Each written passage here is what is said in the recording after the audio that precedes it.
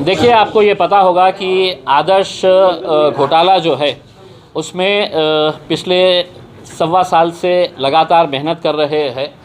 जितने भी ठेवीदार हैं, हज़ारों की संख्या के अंदर गुरगरीब है, उनकी ज़िंदगी भर का पैसा फंसा हुआ है।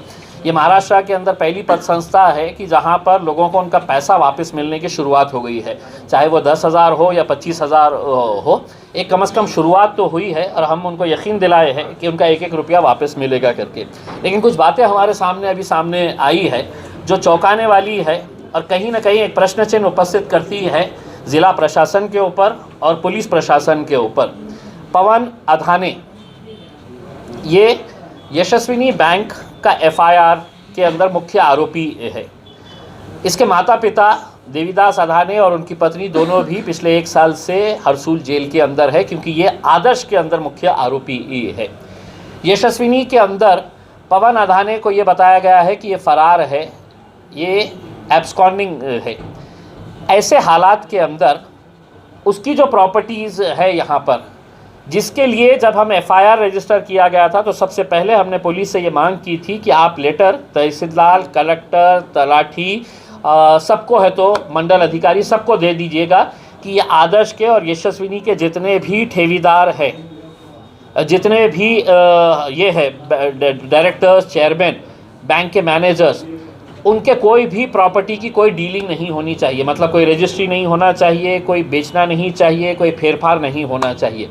अब हमारे पास कुछ ऐसे डॉक्यूमेंट्स हाथ लगे हैं जिससे ये साबित होता है कि जटवाड़ा के पास राहत पट्टी टांडा में तकरीबन 1 एकड़ जगह जो है वो बेचने का, फेरफार करने का उसको अधिकार दे दिया गया। किसने अधिकार दिया?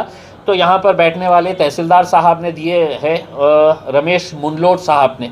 और उन्होंने अपने ऑर्डर के अंदर साफ कर दिया है कि मुझे पुलिस वुलिस का कोई नहीं है, ठेकेदारों को पैसे चाहिए तो कोर्ट में जाओ और कोर्ट से जाकर लेकर आए करके।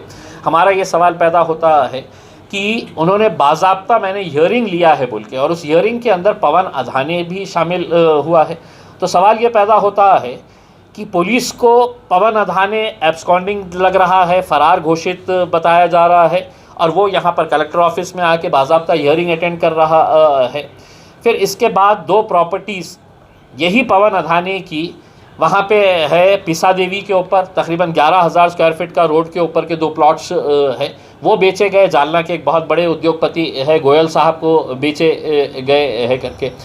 तो जब पत्र ये लिखा गया है कि ये प्रॉपर्टीज़ MPID के अंदर आ गए हैं, ये आरोपी फ़रार है, जो वहाँ के ठेवीदार हैं उन्होंने लिखित के अंदर तहसीलदार को दिया कि साहब ये ज़मीन जो है इसकी फेरफार नहीं की जाए, क्योंकि ये यशस्विनी के ठेवीदारों के पैसे से ली गई है करके, और इसका मामला पुलिस स्टेशन के अंदर चल रहा है, तब कोई इसकी दखल नहीं ली गई है करके।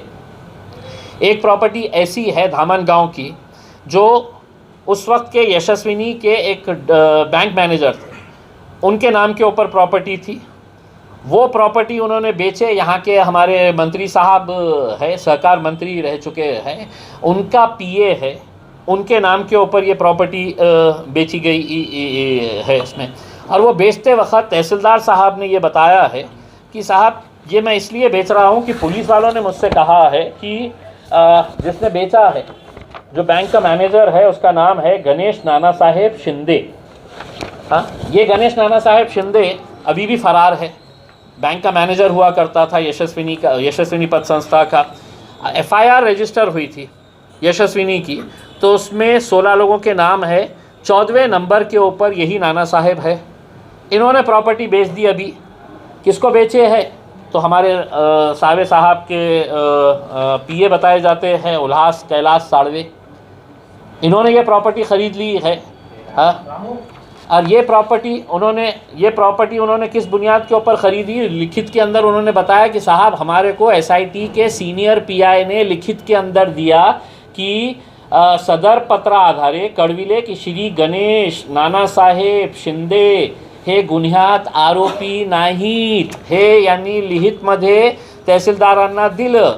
मग हमारे को ये सवाल है कि PI साहब ये FIR इम्तियाज़ जलील ने नहीं फाड़ा है, मुझे ये बताइए 14 नंबर के ऊपर गणेश नाना साहेब शिंदे FIR में आरोपी है।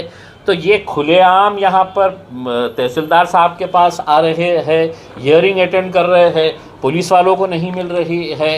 राहत पट्टी टांडा के अंदर जो ज़मीन ली गई है 5 लोगों ने मिलकर लिए है, उसमें एक जो है वो लड़का जो है वो पुलिस वाले का बेटा है।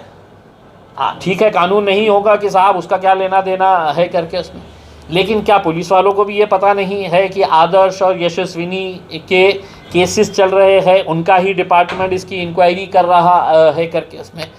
तो ये सब प्रश्नों के उत्तर जो है वो यहाँ के जिलाधिकारी साहब को देना है और पुलिस कमिश्नर साहब को देना है। अगर आप प्रामाणिक तरीके से काम कर रहे हैं तो ईमानदारी से हम पूरे डॉक्यूमेंट्स देते हैं। पुलिस कमिश्नर साहब ने तलाठी हो, मंडल अधिकारी हो, तहसीलदार हो, इनके ऊपर FIR रजिस्टर करना चाहिए उसमें। और इसके कंप्लेनेंट जो है वो मेरे हिसाब से हम में से कोई नहीं होना चाहिए। कलेक्टर साहब ने होना चाहिए कि नहीं, मेरे तहसीलदार ने ये गलत किया है, इसके ऊपर FIR रजिस्टर करिए पुलिस कमिश्नर साहब, मैं कंप्लेन आपको दे रहा हूँ करके उसमें।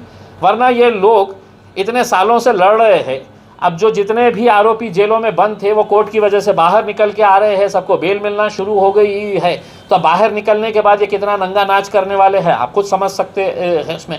अब ये सिर्फ कुछ बातें हमारे सामने आई है, और भी ऐसी प्रॉपर्टीज़ की जानकारी हमको मिली है, इसके हम डॉक्यूमेंट्स इकट्ठा कर रहे हैं, जहाँ पर ये पता चलेगा कि रेवेन्यू के कुछ अधिकारियों ने, कुछ पुलिस वालों के खरीद वालों ने ये प्रॉपर्टीज़ ख़रीदे हैं करके। तो वो प्रॉपर्टीज़ की डिटेल भी आ जाएंगी, तो आपके सामने फिर से हाजिर हो जाएंगे।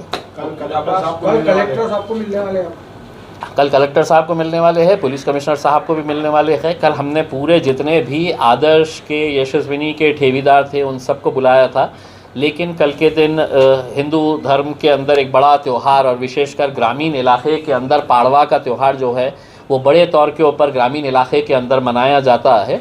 तो हमने फ़ैसला किए हैं कि कल बहुत ज़्यादा रश ना करते हुए जितने लोग आएंगे हम उनके साथ जाएंगे, और बिल्कुल हमारा एक डेमोक्रेटिक वे से, लोकशाही मार्गाने हम उनको है तो ये डॉक्यूमेंट्स बताएंगे और उनसे सवाल पूछेंगे। कलेक्टर साहब को भी मिलेंगे और पुलिस कमिश्नर साहब को भी मिलके ये पूरे डॉक्यूमेंट्स उनको देंगे। अगर इंसाफ नहीं मिला आगे तो क्या करेंगे? कलेक्टर ऑफिस के सामने बहुत बड़ा इनडेफिनेट धरना आंदोलन करेंगे, और इनडेफिनेट मतलब सुबह 10 से 5 बजे तक का नहीं, इनडेफिनेट सबको बिठाएंगे और यहाँ पे बैठ के है तो कलेक्टर साहब के ऑफिस के सामने मोटा एक आंदोलन खड़ा करेंगे।